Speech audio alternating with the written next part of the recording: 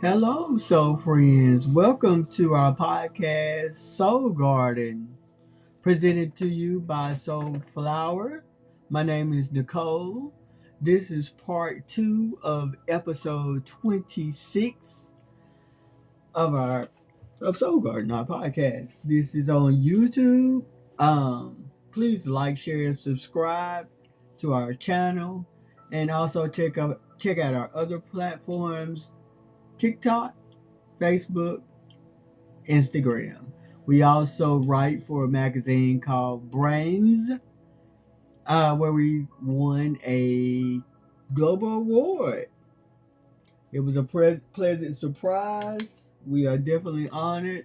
We also have other developments coming. We will be announcing those this week, but I don't have a lot of time and we got a lot to talk about. So let's go on with our disclaimers. First of all, we don't own the rights to the music in the background. The name of this particular creator is Positive Energy Vibration. Please like, share, and subscribe to them as they are on YouTube. Awesome group. This just came out 12 days ago. It is for cleansing your aura. It has binary beats in it. And I think it is about 528 hertz. It heals your feminine energy. Feminine by that means it's symbolic for how you process your emotions and how you process them and how your your shift of perspective, how what you think, how you reflect, how you contemplate, all of that. How you receive things, how willing you are to change and all of that. So yeah, it's good for that. Wear some headphones, you benefit from it more that way. Let's see. This is not a formal podcast by any means. That's why this is for adults only. Adults mean 18 and over. Legal. Right? Legally 18 plus. We're not rounding it off. Alright? It's 18. Just gotta be 18. You don't have to be grown. We don't reach out to you for services. This is our reach out through these platforms. So you contact us if any of this information influences you, impacts you in any way where you feel like it resonates enough and you have the willingness to do what is necessary in the processes that we provide for you for change. Okay? So we don't reach out to you for services. You have to make the free will choice to reach out to us. And then after that, we can move forward with communication. Let's see. Don't get scammed. We are having a thing where if you email us a podcast idea that you would like to hear on this particular platform here, YouTube, you have the opportunity, and we choose it. And we choose it. You just can't put, you can't just send something in and expect something. If we choose to do that particular idea, that particular topic, we will send you a gift. Okay? So, that's what we got going on. And it is our year anniversary of Soul Garden, our Soul Garden podcast. So, congratulations to us and congratulations to you for being a part of that. We are honored that you are tuning in and, listening to what, our 2 cents of what we have to say in our little corner of the internet. All right, let's move forward. We were talking about the green flags of our authentic vulnerability in part one, and we will be uh, continuing that discussion in this particular podcast development. So we talked about what is vulnerability, and basically what it is it's a risk that you take with someone, and we're using this within the context of someone that you love and you want, you desire to be understood more, or you're trying to solve an issue, or you're trying to make amends, uh, whatever the catalyst for growth is within that particular dynamic. uh, if you choose to practice vulnerability, or someone chooses to practice vulnerability with you, we are giving you the green flags of authenticity when it comes to vulnerability. We did mention the number one expert on this topic right now, which is Brene Brown, in part one of this. Please check her out. She has some amazing material, books, podcasts, just whatever you want. She just lay it out there for you. And I'm just so glad, because this is just such a taboo topic, because people don't want to look weak. Anything that's surrounding emotions, we don't want to look weak. So we just act like it ain't happening, or we demean it in some type of way. We discredit it in some type of way. But here in this particular body of work here, this episode, we are talking about how to detect and how to practice this in an appropriate manner, in safe ways, where your relationships that you do care about, they can grow and they can thrive, you know, and you can be seen, because that's what vulnerability is about. It's about being seen for who we are and love for that. That's why it feels like such a risk. You feel naked, so to speak. So let's briefly go over what we said. Those seven words: context and timing. That's where we share personal information gradually as time passes and trust is established.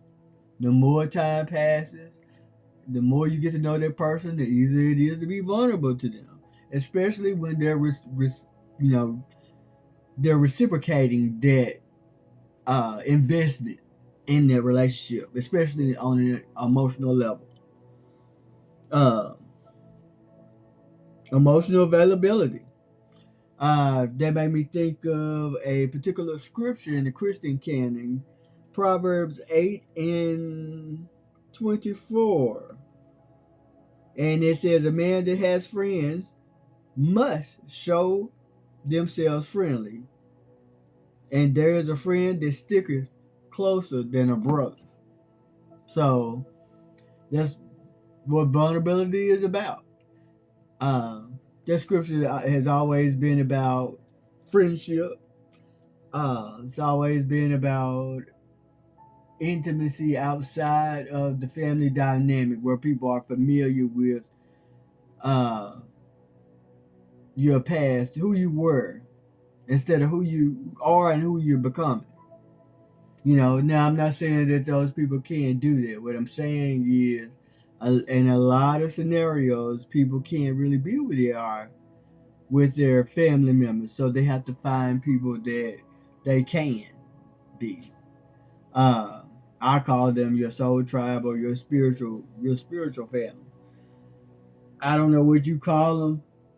I'm just pick up what I'm putting down here, and be. I'm trying to explain the energy of a particular concept. So that's that on that. Then we got reciprocal or equal exchange of energy. That means, well, it's the same thing. Reciprocity. Uh, they value the relationship as much as you value the relationship mentally, emotionally, physically, and spiritually.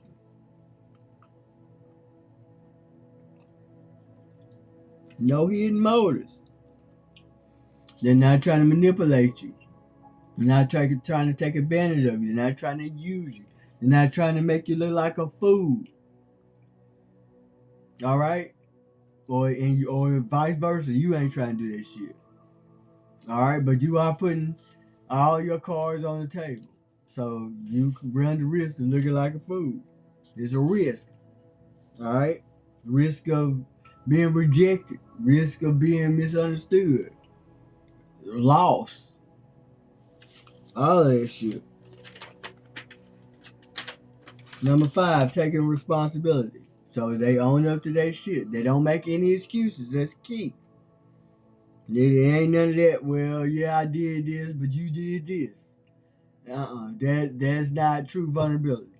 True vulnerability is, yes, I did it. Period. You ask them a question, they answer. Period. They don't try to throw you under the bus on anyone, any person, place, or thing. It's them standing alone. There's integrity, allowing the chips to fall where they may.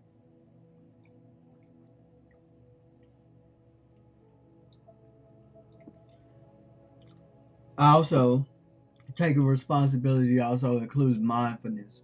For me, I know in my experience where I've made offenses with friends and family and whatnot, when I went to make amends because I believe in making amends because with me, I don't intentionally do anything to hurt people that are close to me. So I don't have an issue with being vulnerable to you, vulnerable to you. But part of taking responsibility is being mindful. Being mindful means making sure that the person I'm in a relationship with, that they know that their feelings matter. That's the number one thing. Uh, that I'm not going to make excuses for any offenses. That is us against the problem and not me against you, so to speak. Um, where else was I going with this? Also, I don't make excuses for how I was the villain in their story, their narrative. You know, that's a part of practicing. It takes mindfulness with that because that's why a lot of people don't want to be vulnerable. A lot of people don't want to take responsibility. It's because of that aspect. You got to hear how you were, basically fucking up in the relationship. Nobody wants to hear that. You want to hear about how good you are. You want to hear about how you could, where there's room for improvement with you. Especially when we all are walking around, a lot of times adults, a lot of us carry a wounded child on the inside of us. And we will retaliate if that child is further harm, so to speak. So, yeah, take a responsibility. You have to be mindful. You have to practice mindfulness because a lot of times in these instances, especially when uh, there's an offense present and you're trying to make amends, a lot of times people say things that they don't mean in the moment. Later on, they figure out that there was some fuck shit, but that's neither here nor there when it comes to being vulnerable and taking responsibility. Okay, and it's basically about what you did, and that's it. That's it again. Let's see. So did I say respects boundaries? If you don't want to talk about it after that discussion, then they respect it. That's also part of taking responsibility.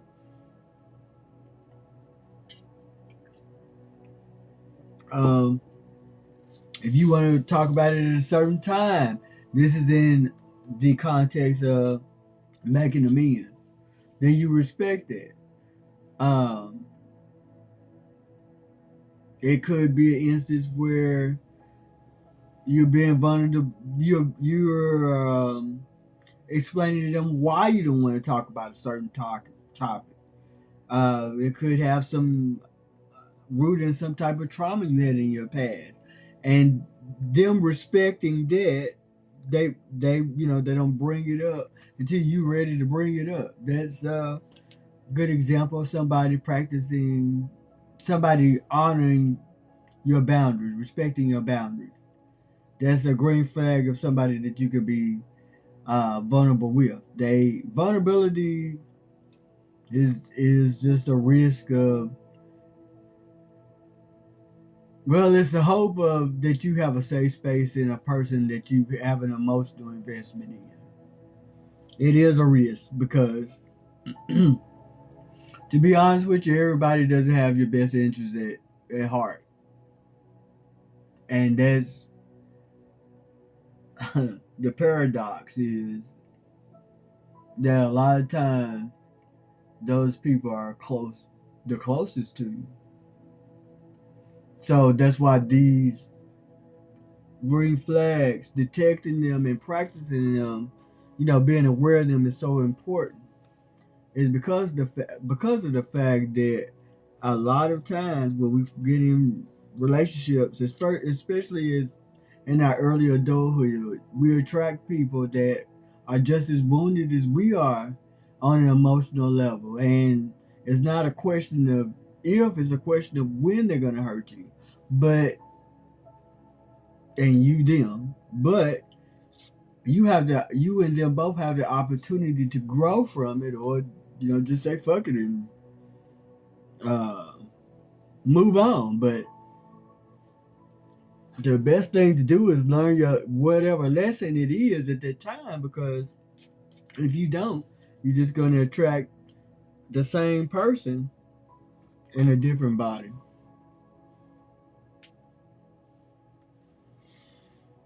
Alrighty, let's go. Consistent. They show up no matter what after after the conversation. They cease their behavior and showing improvement over time. Their narrative stays the same. Truth is consistent. Okay, they don't change the story up. If this is dealing with some shit somebody might have done to offend you, for instance, some cheating happened in a relationship or whatever, some type of betrayal. But let's move on because we ain't got a lot of time. Here's the red flags of what's not vulnerability, but motherfuckers like to act like it is. Trauma dumping. And somebody just telling you about all the horrible shit that happened in their life, and then you supposed to treat them special because of it. No, don't do that shit. There's just somebody just trying to manipulate your ass. Or they're trying to manipulate your perception of them or their behavior. You could already be in a relationship with this person. Victim, you got a victim narrative. They weaponize their pain. Well, I'm like this because of this, that, or the other. I'm trying to think of some uh, or an example. Some girl told me that I was ugly in fifth grade, so now I'm dogging every woman I that like me or I like them. I'm dogging them out. Yeah. uh, I had a lot of deaths in my family, so I don't, I ain't got nothing to lose. So I'm just out here doing the most. Let's see. This that those are that and that's when somebody is confronted with some fucked up behavior. The false vulnerability is, well, I've been hurt, this, that, and the other didn't happen. Fuck that. We all are victims. We all are victims looking to overcome. All right. So let's see how we can overcome that shit. Um, they might have some narrative about why they betrayed you, or why they been wronged by everybody. They got a me against the world attitude, and that something happened, and that's why they fuck everybody else. You also get attacked if you ain't falling for it. Be like, this is a bunch of bullshit. They'll attack you for it. They'll gaslight your ass. Yes, they may even slander you, depending on how deep they are in the trenches of this shit. They'll here's another one. They'll just tell you something to see how you react to it, or if you'll rescue them. There's some people that they'll tell you something and then just hope you say, well, I'll do this, or well, or whatever, or you'll offer your compassion or your empathy. A lot of that's happening. Love bombing. One side is sharing. They want to be the star of the show. They don't want any feedback from your ass. This gonna go into a part 3, y'all. My apologies, because I got to get the energy report out.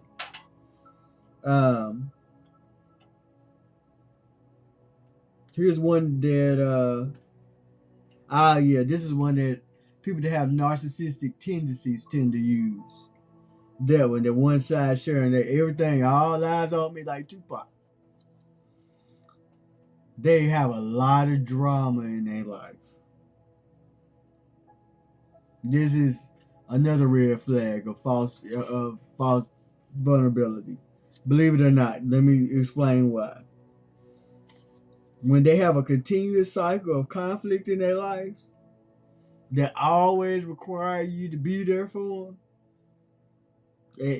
all your time, all your attention, all your resources, especially, that's a sign of motherfuckers just being falsely being vulnerable to you. That's a sign that somebody is taking advantage of you, and they are using the circumstances of their life and what they refuse to take responsibility for to manipulate you with.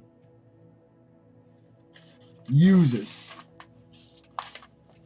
All right, so that concludes part 2 of this. Well, that concludes all of that.